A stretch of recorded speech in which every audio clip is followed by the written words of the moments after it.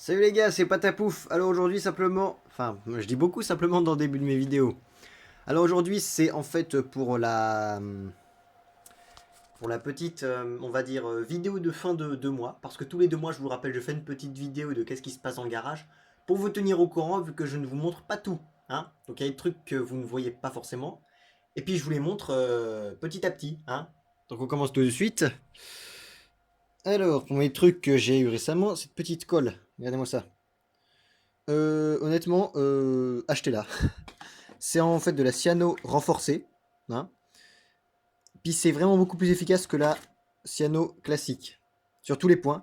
Donc si vous, pour coller genre même les pneus ou coller sur de l'alu, c'est beaucoup plus efficace. D'après moi. Ça, c'est quoi? C'est de la cyano... non, c'est de la Loctite... je sais plus combien, 648 il me semble. Que j'ai utilisé pour coller les pins de cardan de mes prépâtes à pouf. Parce qu'avant, ils se barraient. D'ailleurs, en parlant des prépâtes à pouf... Ici, vous avez la NXT RR qui a déjà fait quelques packs sur le circuit. Actuellement, j'en suis à 8 packs dessus. Et je dois dire qu'elle se débrouille très très très bien. Obitech, ils ont fait du super boulot. Honnêtement, pour l'instant, rien à redire. Une usure normale des noix au bout de 8 packs avec un niveau pareil. Enfin, avec un rythme pareil. L'usure est carrément correcte. Vous voyez mon niveau, je sais pas si ça vaut niveau focus là. Voilà. Bon, l'image doit pas être top vu que j'ai la caméra de mon téléphone qui est pas ouf. Hein. Donc là, vu que ma caméra elle se recharge. Hein. Ici, vous avez le HP Savage XL. Vous l'avez vu passer en XL, je sais plus, oui. Et là, c'est une autre carreau que vous n'avez pas encore vu. Ouais. C'est une carreau, regardez, c'est un peu trop court encore, mais c'est un peu plus long qu'une simple carreau que celle-là, par exemple. Vous voyez, je sais pas si vous allez voir. Elle fait plus longue quand même. Puis c'est mieux quand même parce que ici, nous avons le deuxième Savage. Bon, j'ai des problèmes avec la suspension. J'arrive pas à bien la régler. J'attends de recevoir un troisième lot de Savage pour pouvoir mettre des vraies suspensions de Savage, pas ce genre de truc là. Donc ce sera prévu d'avoir un Savage X en bon état. Avec le fameux 4082 sur Passobi. Donc j'en suis conquis. Hein. J'ai fait un test rapide, mais suspension c'est horrible. Donc il y a quelques modifs à faire dessus. J'ai passé... Là c'est mon bac électronique. J'ai passé tout en XT90. Avant j'étais en EC3. Mais la XT90 c'est mieux parce que c'est plus commun et c'est plus sécurisant. Hein. Puis sur les circuits comme ça, si j'ai besoin de lipo, je pourrais taxer les lipos des autres. Non, en vrai, je vais pas faire ça, j'ai suffisamment de lipo à moi. L'Hyper 9, eh ben, il n'a plus sa place de bête de circuit. Ça va être la Hobbytech maintenant. L'Hyper 9 va me servir de bâcheur. Or, vous allez me dire, t'as aussi l'Hyper VS. Certes, mais... Et je vous pose des buggy. On a changé la tourelle sur celui-là. Et déjà tordu. Voilà. Hobbytech, c'est pas bon. D'ailleurs, il y a bientôt une vidéo comparaison entre celle-là et celle-là qui arrive. Donc, restez connectés. La Hyper VS va être bientôt, enfin si elle n'est pas déjà, je me tâte à la vendre. Vous voyez, à la vendre. Si je la vends, c'est à poil parce que le Vario que j'ai, il est trop vieux. Le moteur que j'ai, un peu ça. Il est pas vraiment vendable. Vous voyez, c'est pas le genre de moteur qu'on peut vendre. Donc je préfère la vendre châssis à poil avec un servo qui lui est bien le cerveau. Puis elle va être vendue châssis à poil avec un servo et probablement une radio parce que j'attends de recevoir une radio neuve. Mais si elle est vendue avant que je reçoive la radio, celui qui l'achètera il l'aura sans la radio. Et si si elle est vendue après que j'ai reçu la radio, bah celui qui l'achète il l'aura avec la radio. Ou bien, à part la vendre, ou bien ce serait de l'échanger contre un crawler.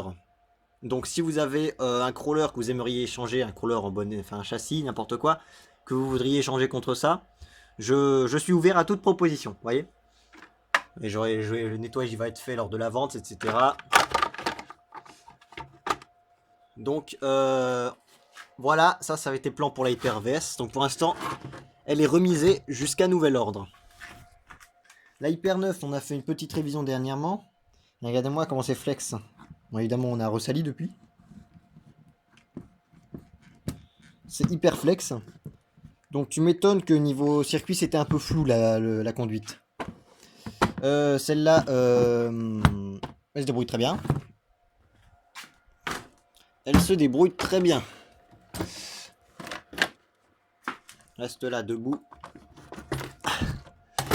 Ah, c'est tout en live, hein. C'est tout en live. Vous voyez comment je range les buggy sans les roues. Aussi, ici nous avons deux carreaux non peintes. Pour la Obitech et pour la Obao. Vous voyez, celle-là. Faut que ou bien je me tente à faire une peinture, sauf que pour acheter la peinture, faut avoir d'argent. Donc c'est prévu de faire des peintures pour ces deux carrosseries-là. Comme ça, on aura une pour le bâcheur et une pour le circuit. Puis je vous tiendrai au courant de quand je ferai les peintures. Hein. Que dire de plus, hein? Il n'y a pas énormément de trucs à dire. Il s'est pas passé énormément de choses ces 2 mois. Parce que, à faute de moyens, j'ai pas pu beaucoup avancer. Ah oui. Le transformateur 220 vers 12 volts de ce chargeur a fini par décéder suite à avoir soufflé dans le ventilo comme un con. Ouais, je sais, je suis bête quand j'ai fait ça. Donc du coup, là, il a été remplacé par un gros transfo de 250 watts. Il tire 20 ampères, donc je peux mettre 2 fois 10 ampères si je charge des grosses batteries. Donc c'est nickel. Vous voyez, les branchements, ils sont relativement simplistes. C'est un transformateur électrique, simplement. Donc voilà. Je vous tiendrai au courant de comment ça marche. En plus, avant, je pouvais pas l'emmener sur circuit parce que vu la vitesse à laquelle il chargeait, je mettais plusieurs heures pour charger une seule batterie. Donc non, là je préfère encore... là, je pourrais l'emmener parce que j'ai de quoi charger rapidement et efficacement. Donc là-dessus, il n'y a pas de souci. Ensuite, je crois que... Bah, hein, il n'y a plus grand-chose à dire. Ça va être une petite vidéo courte. Ah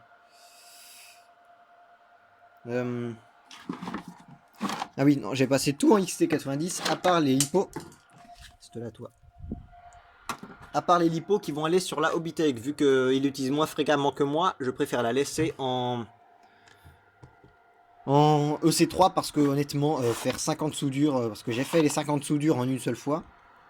Parce que vario, batterie, câble de charge, tout ça, 50 soudures, ça fait un paquet de soudures quand même. Donc, à voir dans le futur si je la passe en XT90, mais pour l'instant, non. Donc, voilà. Il y a toujours les petits stickers RC Patapouf qui sont disponibles chez Coolstick sur Facebook. Vous tapez Coolstick sur Facebook et puis voilà. Hein. Puis au pire, vous me contactez par mail. J'aurai mon mail dans la description et un lien vers le groupe Facebook Coolstick pour acheter ces stickers. Vous voyez, il y a différentes déclinaisons.